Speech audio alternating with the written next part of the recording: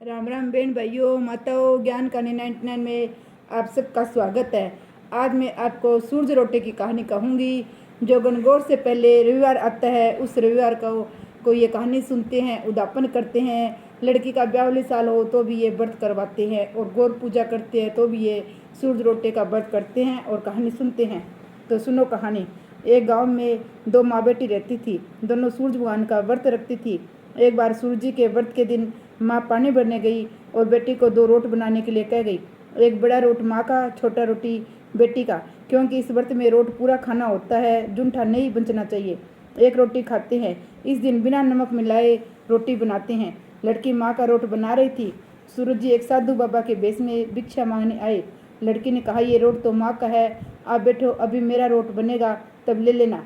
बाबा ने कहा, देना है तो अभी दो, नहीं तो मैं जा रहा हूँ। लड़की ने माँ के रोट से एक टुकड़ा तोड़कर बाबा को दे दिया। जब माँ वापस आई तो रोट का टुकड़ा टूटा हुआ देखकर नाराज हुई और कहा कि बेटी, मेरे रोटी क्यों तोड़ी? रोटी मायली कोड़ दे दे, मारो दे पण सारो दे। माँ अपनी बेटी को मारने लगी।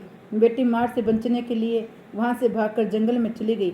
बड़ के पेड़ पर चढ़कर बैठ गई। सूरज भगवान ने सोचा कि इसको मेरी वजह से घर से निकलना पड़ा, इसकी रक्षा भी मुझे ही करनी है। सूरज भगवान रोज चूरमे का एक लड्डू और पानी का लोटा इस लड़की के पास भेज देते थे। लड़की मजे से खाकर वहाँ बैठी रहती। एक दिन एक राजा शिकार खेलता हुआ उधर से जा रहा था। राजा थक जाता, वहाँ पर विश्राम के लिए उस बड़ के पेड़ के नीचे रुक जाता है। उसके साथ आए नाई से कहा कि थोड़ा पानी मिल जाता तो प्राण बन जाते, प्यास से जान निकली जा रही है। ये सुनकर उस लड़की ने अपने लोटे में से चुल्लू भर पानी डाल दिया। राजा ने फिर कहा कि आधी जान तो बच गई, यदि थोड़ा पानी और मिल जाए तो आधी जान और बन जाए। ये सुनकर लड़की ने चुल्लू भर पानी और डाल दिया। राजा को बताया कि राजा जी, तुम रानी लेकर आए हो या जाटनी लाए हो? जाटों जैसा रोट बनाया, आप खाओगे तो आपका पेट दर्द होने लगेगा, रानी खाएगी तो राजकुमार का पेट दर्द होने लगेगा। राजा की रानी ने बात सुन ली, रोट की कटोरी के नीचे छुपा दिया और मन ही मन सूरज भगवान से सहायता करने के लिए विनती करने लगी। जब राजा आया, उसने पूछा कि कटोरी के नीचे क्या है।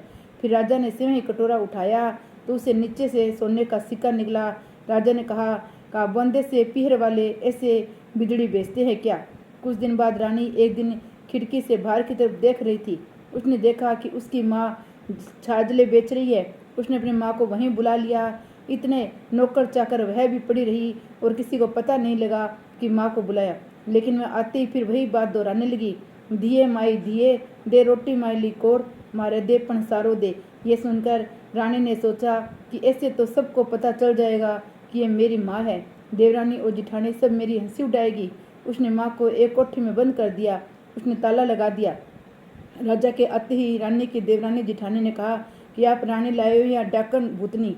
आज एक औरत महल में घुसी और बाहर ही नहीं निकली। रानी ने सुन लिया। सूरज भगवान से प्रार्थना करने लगी कि हे भगवान, इस विपत्ति में तुम ही बचाओ। राजा ने आते ही कोठे की चाबी मांगी। रानी ने दे दी। जब राजा ने कोठा खोला तो उसमें से सोने की मूर्ति निकली। राजा ने रानी से पूछा कि यह मूर्ति कहाँ से आई?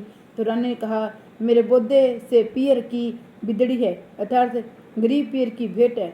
रानी का ही तुम्हारा गरीब पियर ऐसी कीमती भेंट भेज देता है, हमें तो नहीं बुलाते, मुझे मेरे ससुराल देखना है। रानी ने फिर सूरज भगवान से प्रार्थना की तो भगवान सूर्य ने कहा, भाई, मैं राजा को 1.25 पहर का ससुराल दिखा दूंगा, उसके बाद मुझे मेरी नगरी में उजाला करने जाना है। सूरज भगवान भाई बनकर बुलाने आ गए। रानी ने मुश्किल से ही किसी प्रकार राजा को बनाया। सूरज भगवान ने बहुत गहना कपड़ा देकर राजा रानी को विदा किया। आतिश में आगे जाकर राजा बोला, मैं तो मेरी धोती और एक पाँव की जूती भूल आया हूँ, नाई तुम जाकर लेके आओ। रानी ने कहा कि मेरे पियर से इतना नया कपड़ा मिला है, उस पुरानी धोती को खो जाने दो। रानी को डर था कि सूरज भगवान द्वारा बनाई गई काल्पनिक माया नगरी सब समाप्त हो चुकी थी। नाई अगर वापस आ जाएगा तो मेरा भेद खुल जाएगा। राजा को रानी पर संदेह हो गया था, इसलिए वह उसे भेद का पता लगाना चाहता था। उसने नाई को भेज दिया। वापस जाकर नाई ने देखा कि वहाँ तो केवल जंगल है। वहाँ चूरमा बाटी बनाया था। वहाँ पर जगरे की जगह राख उड़ रही थी। दूर दूर तक वहाँ पर न कोई महल दिखाई दे रहा था, न कोई बाग बगीचा, न कोई मनुष्य। केवल एक बड़े पेड़ के ऊपर धोती सूख रही थी और पेड़ के नीचे जूती पड़ी थी। नाई ने जल्दी से उठाया और वहाँ से भागा। राजा को आकर सब बताया। राजा ने तलवार निकाली, रानी की गर्दन पर रख दी और पूछा, सच सच बताओ बात क्या है।